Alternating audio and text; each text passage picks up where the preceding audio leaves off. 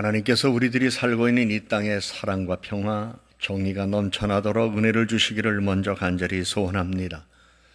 우리 사회가 정직하지 못한 사람들과 정직하지 못한 일들로 인하여 몸살을 앓고 있습니다.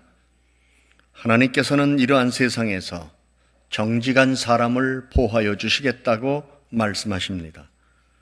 영국의 스펄전 목사님은 정직과 진실을 말하는 사람들 가운데 어떤 사람들은 자유를 주장하면서 다른 사람의 자유를 구속하며 억압하고 존중하지 않고, 어떤 사람들 가운데는 평화를 옹호하는데 지나치게 과격한 폭력적인 방법을 쓰고, 무절제에 대하여 말을 하면서도 정작 자신은 절제하지 아니하고 남을 비난하고 비판하는 사람들이 의외로 많다고 하면서, 정직은 어지러운 세상에서 하나님의 보호를 받는 최고의 방법이라고 설교한 바가 있습니다.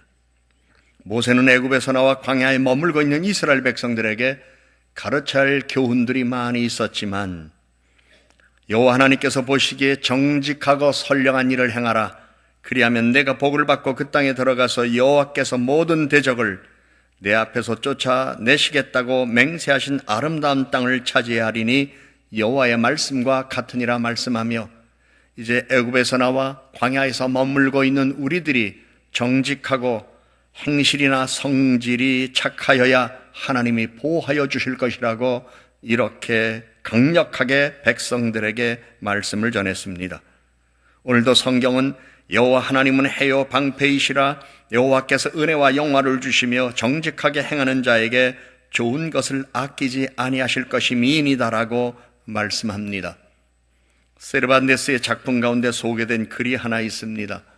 옛날에 어느 임금님이 아이들을 모아놓고 꽃이 한 봉지씩을 나눠주면서 이 꽃을 피워서 언제까지 가져오라고 하였습니다.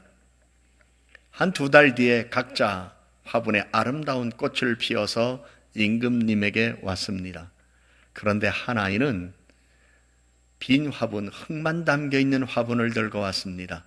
그런데 임금님께서는 그 흙만 담겨있는 화분을 들고 있는 그 어린아이를 가까이 오라고 한 이후에 그에게 후한 상을 주었습니다. 모든 사람들이 깜짝 놀랐습니다. 그때 임금은 이렇게 얘기합니다. 내가 2달 전에 너희들에게 논아준 모든 꽃씨는 다 죽은 것이었다.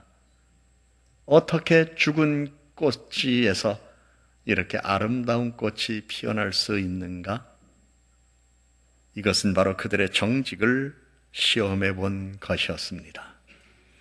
그들은 설마 임금님이 준 씨가 죽은 씨라고 생각하지 않았을 것입니다. 꽃을 아름답게 피우라고 이야기했기 때문에 모두가 다 꽃을 아름답게 피우려고 씨가 발아가 되기를 기다렸고 싹이 나기를 기다렸지만, 발아도 되지 아니하고 씨도 나지 않는 것 알고 다른 씨를 심어서 꽃을 피워 가져온 것이었습니다. 하나님은 정직한 사람을 찾습니다. 그리고 하나님은 정직한 사람을 도와줍니다. 정직함은 진실을 사랑하는 마음에서 나옵니다. 정직함이 최고의 처세술입니다. 정직만큼 풍요로운 재산은 없습니다. 히브리 사람 요셉이 애굽에서 종살이할 때 정직하였기 때문에 그는 순환을 겪었지만은 외국인이었음에도 불구하고 애굽의 총리가 되어 애굽의 국정을 맡고, 그리고 자기 후손들과 자기 형제들에게 많은 도움을 줄 수가 있었습니다. 그러므로 이처럼 정직한 사람은 하나님이 만든 최선의 작품이라는 말도 있습니다. 영국에서 소개된 속담에 하루 동안 행복하려면 목욕을 하고, 일주일 동안 행복하려면 이발을 하고, 한 달 동안 행복하려면 자동차를 사고, 1년 동안 행복하려면 새 집을 사고, 일생 동안 행복하려면 정직한 사람이 되라는 속담이 있습니다. 이 속담으로 영국에서는 많은 사람들에게 정직을 가르쳐주고 있습니다. 정직은 최선의 삶입니다. 성경은 여호와는 의로우사 의로운 일을 좋아하시나니 정직한 자는 그의 얼굴을 배우리로다. 정직한 자들의 후손에게 복이 있으리로다라고 말씀합니다. 서울에 있는 한 은행에서 융자를 받아서 작은 규모의 사업을 하던 어떤 이가 6.25 전쟁이 일어나자 한시바삐 피난 가야 할 형편이 되었습니다.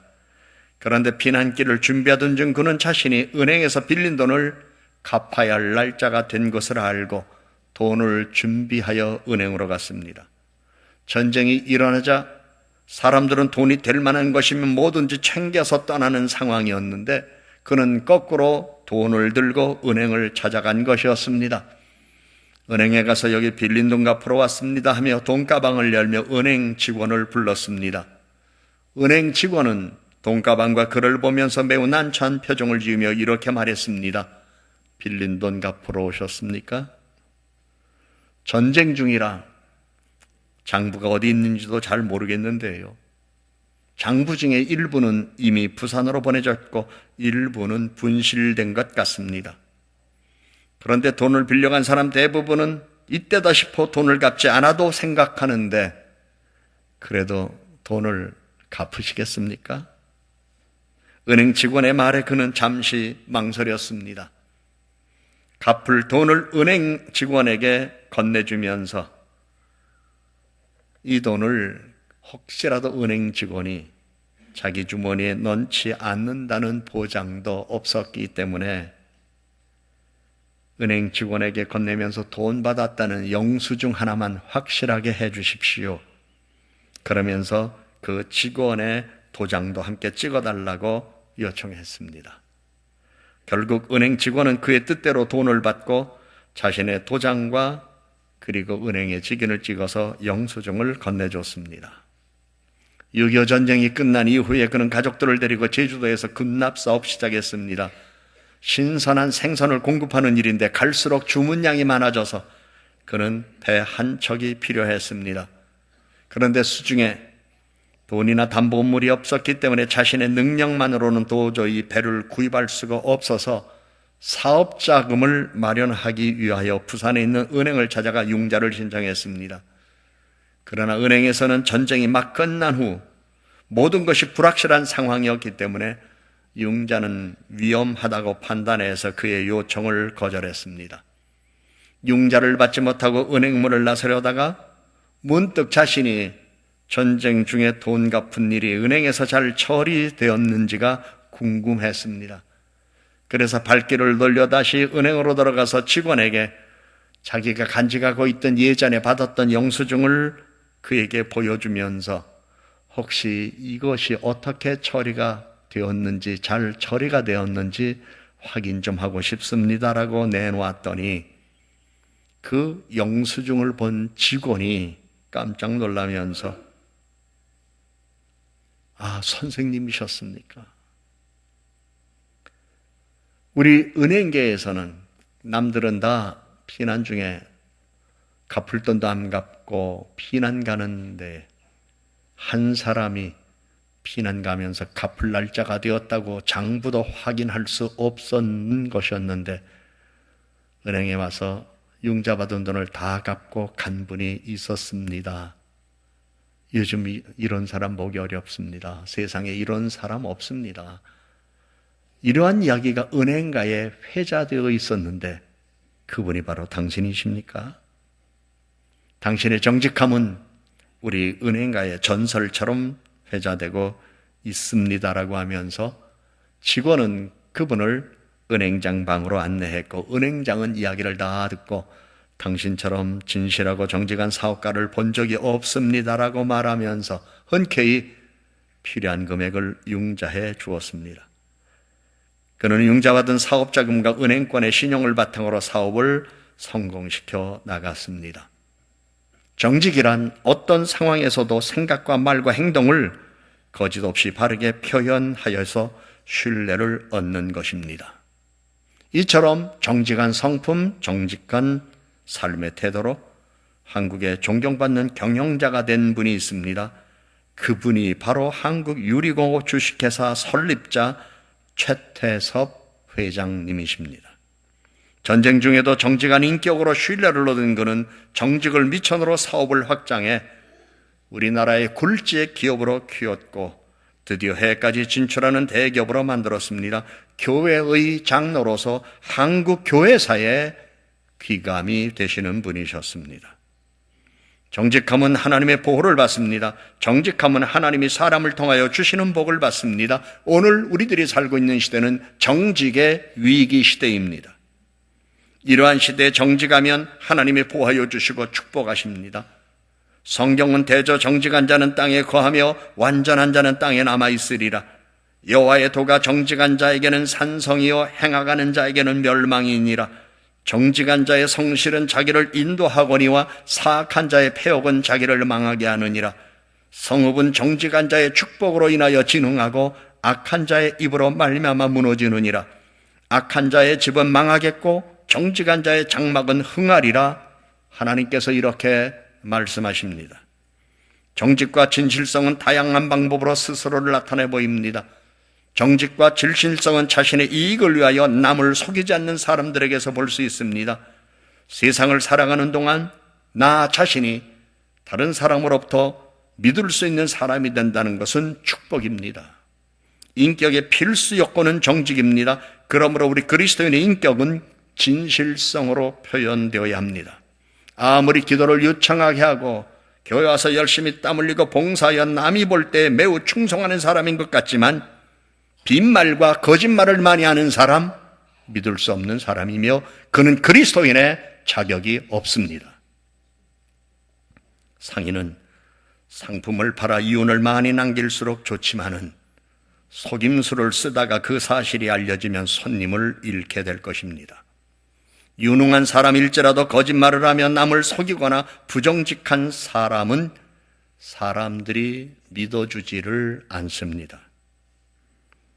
아주 오래전 영국에 있었던 일이었고 그 당시 영국의 한 사업가의 이야기입니다. 전에는 경기가 아주 참 좋았습니다. 그래서 사업하는 분들은 규모에 관계없이 모두 바빴습니다. 사람들은 빠르게 많은 재산을 모았고 형편이 나아졌습니다. 모두들 그렇게 사업이 잘 될 줄 알았고 계속해서 돈을 많이 벌을 줄 알았습니다. 근로자들도 월급이 인상되어 기본적인 생활의 어려움을 벗어나서 여가 및 문화활동도 즐기게 되었습니다. 사업이 번창함에 따라 근로자들도 복지와 여가에 관심을 갖고 매년 임금 인상을 요구하는 파업을 벌이고 그리고 파업을 벌일 때마다 그들은 이전보다 조금이라도 더 많은 보수를 받을 수 있었습니다. 그런데도 계속 매년 임금 인상을 요구하며 생산량은 줄였습니다. 그런데 불황이 찾아왔습니다. 결국 기업과 근로자 모두 큰 어려움을 겪었습니다라고 하면서 그 사업가는 근로자들에게 이렇게 그 당시 이야기했습니다. 여러분, 다시 경기가 좋아져서 우리가 윤택하게 함께 살기를 원한다면 정직하고 성실하게 일하십시오. 일은 적게 하면서 보수만 많이 받으려고 하지 말고 내가 보수 받는 것보다 더 많은 일을 하십시오. 그리고 눈가림만 하며 대충 일하려는 마음가짐을 버리십시오. 파업이나 노조 활동으로는 절대로 불황이 타게 될 수 없습니다. 과거 영국의 경우입니다만 아마 우리 교인들 가운데도 노조나 파업 활동에 참여하는 분들은 이런 설교를 들으면 거부감과 부담이 오는 분들도 있을지 모르겠습니다. 그러나 하나님께서 정직한 자를 보호해 주신다는 이 말씀 앞에서 정말 나는 그 자격이 있는가? 그런데 내가 동참할 자격이 있는가? 나는 정말 정직한가? 그리스도인으로서 심각하게 이러한 것을 질문해야 될 것입니다. 영국의 일이었습니다만 저임금에 반대하여 파업하는 근로자는 있어도 건성으로 일하는 데 반대하여 파업하는 근로자는 없었다고 합니다. 저임금에 반대하는 근로자를 지원하는 노동조합은 많지만 부정직한 노동에 반대하는 근로자를 지원하는 노동조합 하나도 없었다고 말합니다. 조합원들 가운데 게으르고 일 안 하려고 하고 일하면서 눈속임으로 임금만 많이 받아가려고 하는 사람들을 보며 그들 스스로 자체로 정화하자고 하는 노동조합이 영국에는 없었답니다.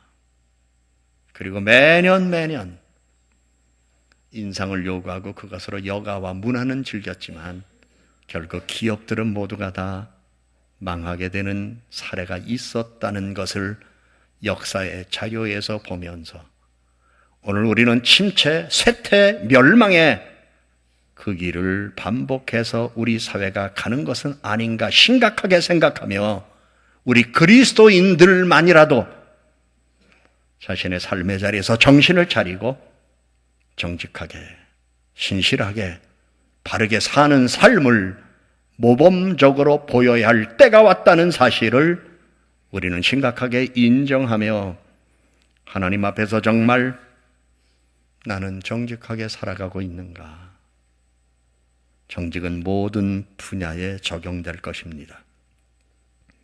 성경은 우리들에게 말씀합니다. 충성된 자는 복이 많아도 속히 부하고자 하는 자는 형벌을 면하지 못하리라. 악한 눈이 있는 자는 재물을 얻게만 급급하고 빈궁이 자기에게로 임할 줄은 알지 못하느니라. 성읍은 정직한 자의 축복으로 인하여 진흥하고 악한 자의 입으로 말미암아 무너지느니라 말씀하고 있습니다. 정직은 개인의 도덕성이지만 사회의 도덕성입니다.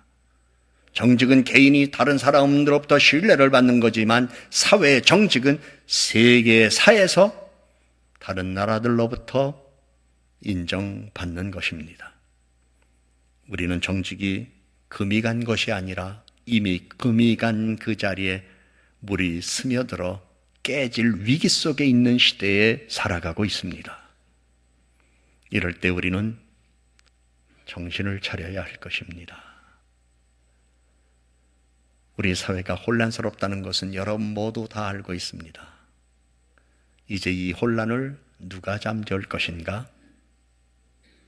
정치가들이 아닙니다. 선동하는 사람들이 아닙니다. 여러분 자신입니다. 기도하십시다.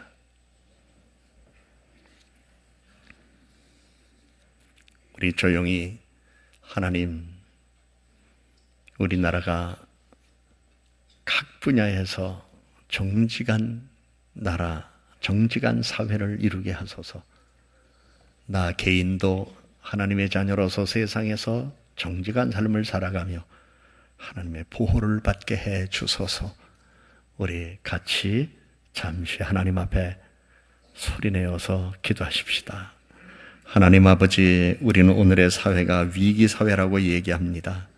정작 위기의 영향은, 그리고 위기의 원인은 부정적으로 일어난 일들인 것을 우리는 이미 알고 있습니다.